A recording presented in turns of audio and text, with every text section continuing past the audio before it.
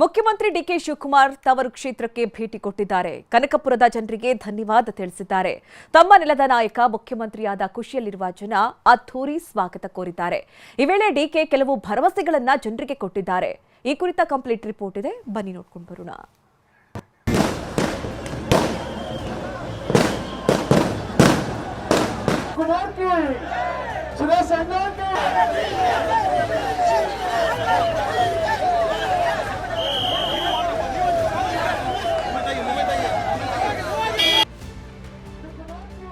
ಬಂಡೆ ಇದು ಕನಕಪುರ ಸೀಮೆಯ ಬೃಹತ್ ಬಂಡೆ.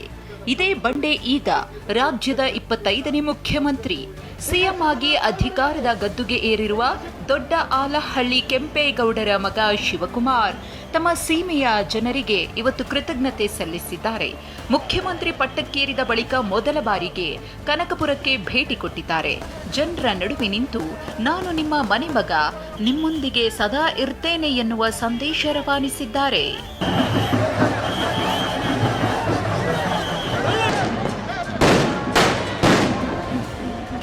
ಕನಕಪುರ ಭೇಟಿ ಹಾಗೂ ಅಲ್ಲಿ ಸಿಕ್ಕ ಜನರ ಪ್ರತಿಕ್ರಿಯೆಯ ಬಗ್ಗೆ ತೋರಿಸ್ತೀವಿ. ಅದಕ್ಕೂ ಮುನ್ನ ಇವತ್ತು ಕನಕಪುರಕ್ಕೆ ತೆರಳುವ ಮುನ್ನ ಡಿಕೆ ಶಿವಕುಮಾರ್ ಮಾದರಿ ಹೆಜ್ಜೆಯೊಂದನ್ನ ಇಟ್ರು. ಝೀರೋ ಟ್ರಾಫಿಕ್ ತಪ್ಪಿಸೋಕೆ ಅಂತಲೇ ವಿಧಾನಸೌಧದಿಂದ ರೇಷ್ಮೆ ಸಂಸ್ಥೆಯವರೆಗೆ ಮೆಟ್ರೋದಲ್ಲಿಯೇ ತೆರಳಿದ್ರು. ಸುಮ್ಮನೆ ಟ್ರಾಫಿಕ್ ಎಲ್ಲ ಸಮಸ್ಯೆ ಆಗೋದು ಬೇಡ ಅಂತೇಳಿ ಮೆಟ್ರೋ ತಗೊಂಡಿದ್ದೀನಿ. ಇಲ್ಲಿಂದ ಟ್ರಾಫಿಕ್ ನಿಂತಿದೆ ಇಲ್ಲಿವರೆಗೂ. ಸೊ ಜನನು ಮೀಟ್ ಮಾಡಿದ್ದೀನಿ, ಟೈಮು ಸೇವ್ ಮಾಡಿದ್ದೀನಿ. ನಾನು ಕಾಮನ್ ಮ್ಯಾನ್. ನಮ್ಮ ಕನಕಪುರದಲ್ಲಿ ನನ್ನ ಚೀಫ್ ಮಿನಿಸ್ಟರ್ ಇಲ್ಲ, ನಾನಲ್ಲಿ ಐ ಆಮ್ ದೇರ್ ರೆಪ್ರೆಸೆಂಟೇಟಿವ್. ಇಲ್ಲೆಲ್ಲ ಚೀಫ್ ಮಿನಿಸ್ಟರ್ ಕನಕಪುರದಲ್ಲಿ ಕೇಳ್ತಾರ ಅವರೆಲ್ಲ. ಮೆಟ್ರೋದಲ್ಲಿ ಪ್ರಯಾಣ ಮಾಡುತ್ತಿದ್ದಾಗ ಜನರೊಂದಿಗೆ ಆತ್ಮೀಯವಾಗಿ ಬೆರೆತರು, ಮಾತುಕತೆ ನಡೆಸಿದ್ರು. ಬಾಲಕಿಯೊಬ್ಬರಿಗೆ ಚಾಕ್ಲೇಟ್ ಕೊಟ್ರು. ಈ ವೇಳೆ ಪ್ರಯಾಣಿಕರು ತಮ್ಮ ಸಂತೋಷವನ್ನ ಹಂಚಿಕೊಂಡ್ರು.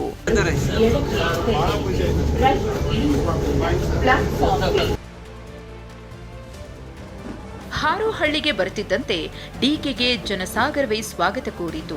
ನೂರಾರು ಮಂದಿ ಮುಖ್ಯಮಂತ್ರಿ ಡಿಕೆಶಿ ಅವರಿಗೆ ಅದ್ಧೂರಿ ಸ್ವಾಗತ ಕೊಟ್ಟರು. ಆಂಜನೇಯ ಸ್ವಾಮಿ ದೇವಸ್ಥಾನದಿಂದ ಬಸ್ ಸ್ಟ್ಯಾಂಡ್ ಸರ್ಕಲ್ವರೆಗೆ ರೋಡ್ ಶೋ ನಡೆಸಲಾಯಿತು. ದಾರಿಯುದ್ದಕ್ಕೂ ನೆರೆದಿದ್ದ ಅಭಿಮಾನಿಗಳು ಡಿಕೆಯತ್ತ ಹೋ ಎಸೆದ್ರು.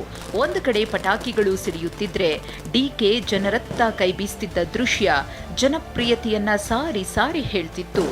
ರೋಡ್ ಶೋ ಮಾರ್ಗ ಮಧ್ಯೆ ಚಾಮುಂಡೇಶ್ವರಿ ದೇವಸ್ಥಾನಕ್ಕೆ ಭೇಟಿ ಕೊಟ್ಟರು.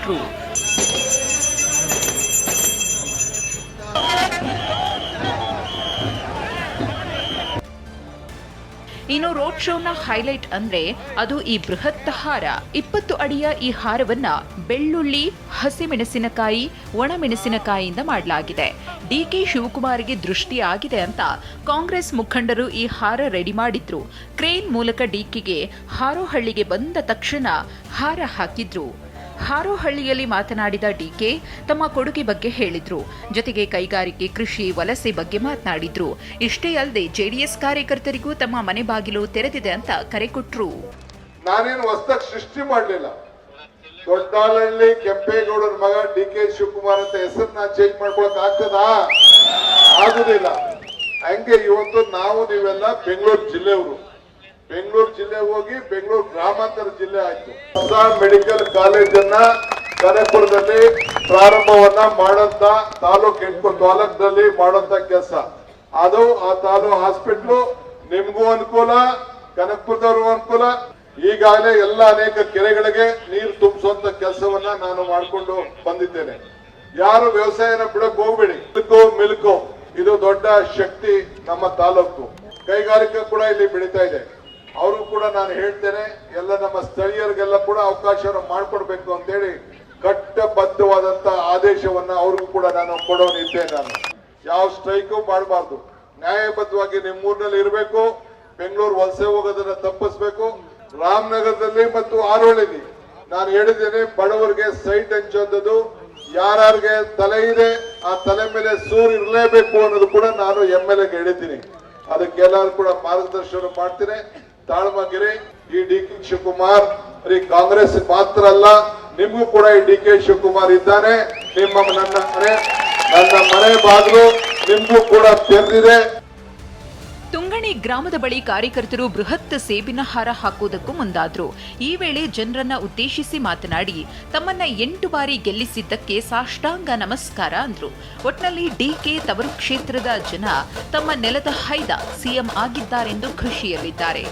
ಡಿಕೆ ಕೂಡ ಈ ಜನರಿಗೆ ಕೃತಜ್ಞತೆ ಸಲ್ಲಿಸುವ ಕೆಲಸ ಮಾಡಿದ್ದಾರೆ. ಪ್ರಶಾಂತ್, ಟಿವಿ9, ರಾಮನಗರ.